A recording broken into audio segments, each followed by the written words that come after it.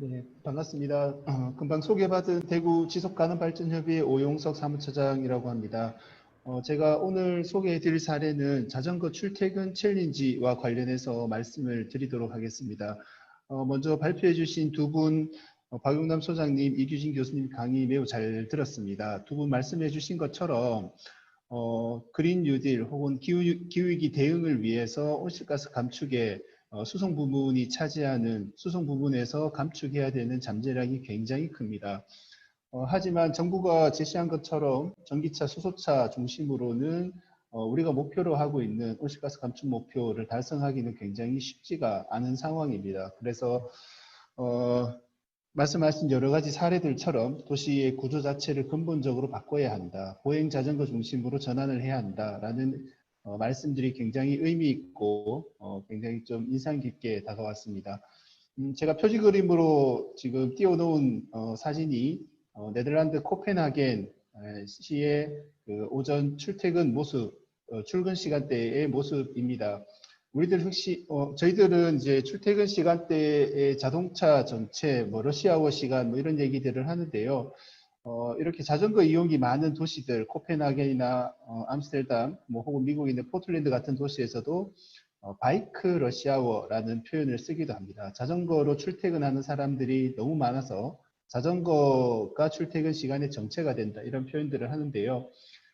제가 생각할 때는 기후위기 시대에 우리 도시의 풍경, 그린 뉴딜을 추진을 했을 때 우리 거리의 모습이 이렇게 바뀌어야 하는 거 아닌가라는 생각이 들어서 표지 화면에 이런 그림을 띄워봤습니다.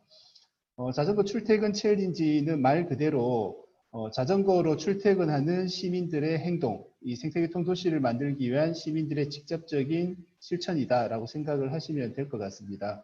우리 주변에서 흔히 자전거 타시는 분들을 많이 볼 수는 있는데요. 하지만 우리 지역에서 얼마나 많은 시민들이 자전거를 이용하시는지, 그분들이 얼마나 많은 거리를 자전거로 이동을 하시는지 이런 부분들을 확인하기가 쉽지가 않습니다. 그래서 저희가 시민들의 행동이 집합적으로 취합이 될 수 있도록 휴대전화 에코바이크라는 앱을 저희들이 제작을 했습니다. 그래서 자전거를 이용하는 시민들이 이 앱을 설치를 하고 자전거로 출퇴근하게 되면 이동한 거리가 얼만큼 되는지, 그 이동한 거리에 따른 온실가스 감축량은 얼마나 되는지 이런 것들을 실시간으로 앱과 홈페이지에서 확인하실 수 있도록 저희가 시스템을 만들었고 이 프로그램을 대구시에서 이렇게 쭉 진행을 하다가 지난해에 전국에 있는 6개 도시가 함께 어느 도시의 시민들이 열심히 탔는지, 어느 도시의 시민들이 더 열심히 자전거로 출퇴근을 하는지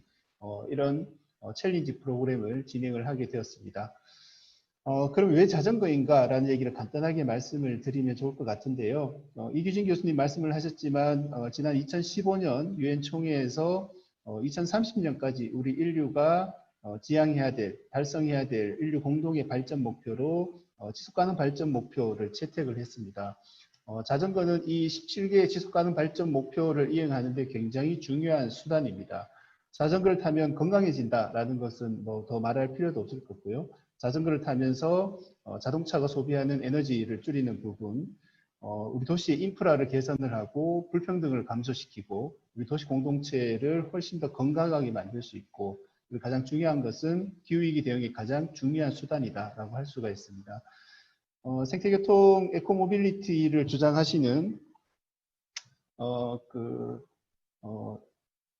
이클레이스 전 사무총장님의 자료에 보면 이런 이제 자료가 있는데 위에 있는 그림들은 각 교통수단들이 배출하는 온실가스의 배출량이라고 생각을 하시면 될 것 같고요. 하단에 있는 부분은 그 교통수단이 도심에서 차지하는 이제 1인당 면적이라고 보시면 될 것 같습니다. 그래서 자전거, 보행이 온실가스 배출도 없고 차지하는 면적도 굉장히 적기 때문에 우리 도시 공간을 기후위기 시대에 어떻게 구성해야 될지는 이 그림을 보면 잘 확인을 할 수가 있을 것 같습니다.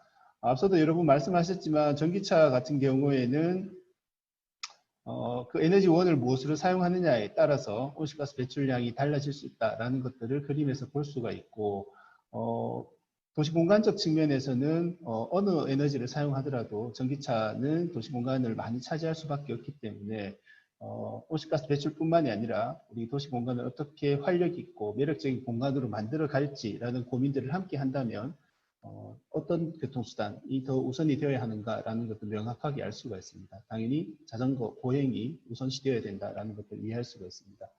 그런데 이 좋은 자전거를 사람들이 왜 안 타는가라는 생각을 하게 됩니다. 그리고 박영근 소장님이 얘기하신 것처럼 전 세계에 저렇게 혁신적인 도시정책, 교통정책들을 실행하는 시장님들, 지도자들이 굉장히 많은데 왜 한국에는 그런 지도자들이 나타나지 않을까 이런 고민들을 하게 되는데요.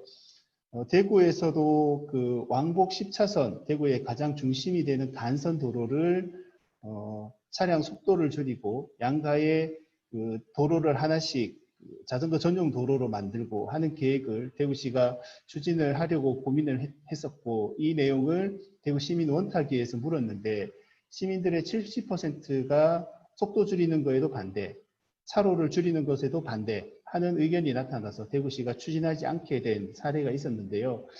어쨌든 저런 혁신적인 정책들을 추진을 할 때 시민들의 수용성, 그 정책들을 지지하는 시민들이 얼마나 많은가, 그렇게 그 많은 시민들이 얼마나 강하게 그 지지 의사를 밝히는가 이런 부분들이 굉장히 중요하다라는 생각이 듭니다. 그래서 한국의 대다수 도시들이 자동차 이용하는 시민들의 의사가 너무 과도하게 반영이 되어 있다라는 생각을 하게 되는데요. 그래서 자전거를 타시는 분들, 보행을 걸어서 이동하시는 분들이 그 목소리들을 강하게 내고 그분들이 자신의 의사를 강하게 반영할 수 있는 도시교통체계, 시민 행동을 조직하는 것이 필요하다라는 생각에서 저희가 자전거 챌린지 운동을 시작을 했고요. 앞에 보시는 사진은 네덜란드 암스테르담의 모습입니다. 그 전후에 네덜란드 암스테르담도 굉장히 빠르게 자동차 소비가 늘어났었고 가운데 보시는 사진처럼 도심부는 늘 자동차로 붐비는 상황이었습니다. 이게 지금 보시는 오른쪽 그림처럼 바뀌게 되었는데 여러 가지 뭐 요인들이 있습니다만 어쨌든 1960년대 그 네덜란드 암스테르담의 자동차가 워낙 많아지게 되면서 대기오염 문제라든지 어린이 교통사고 사망자 문제 이런 부분들에서 시민들이 분노했고 공분을 일으켰고 그래서 지금과 같은 자동차 중심의 교통체계로는 안 된다. 그래서 이 교통체계를 전환하자라는 강력한 자전거 시민운동이 일어났습니다. 그 운동의 20년 성과로 1990년대부터 암스테르담에서 이렇게 자전거 정책들을 본격적으로 시행을 하면서 도시공간과 도로 구조가 재편이 되기 시작을 했는데요. 그런 강력한 시민행동의 세력 혹은 목소리들을 잘 조직하고 구축하는 것이 필요하다. 그리고 이들이 지방정부의 그런 정책 의사결정 과정에 함께 참여하도록 거버넌스를 잘 구축하는 것이 중요하다라는 생각들을 하고 있습니다. 그래서 자전거 출퇴근 챌린지는 지속가능 발전 목표 이행과 온실가스 감축을 위한 자전거 이용 활성화를 목적으로 하고 있습니다. 그래서 자전거를 출퇴근을 하는 시민들을 많이 만들겠다는 것이고 이 시민들이 에코바이크라는 앱을 활용하게 되면서 과학적인 객관적인 데이터를 저희가 정량화해서 축적을 할 수가 있고 6개, 12개 더 많은 도시로 지금 확대가 되면서 다양한 시민들이 참여를 하고 있습니다.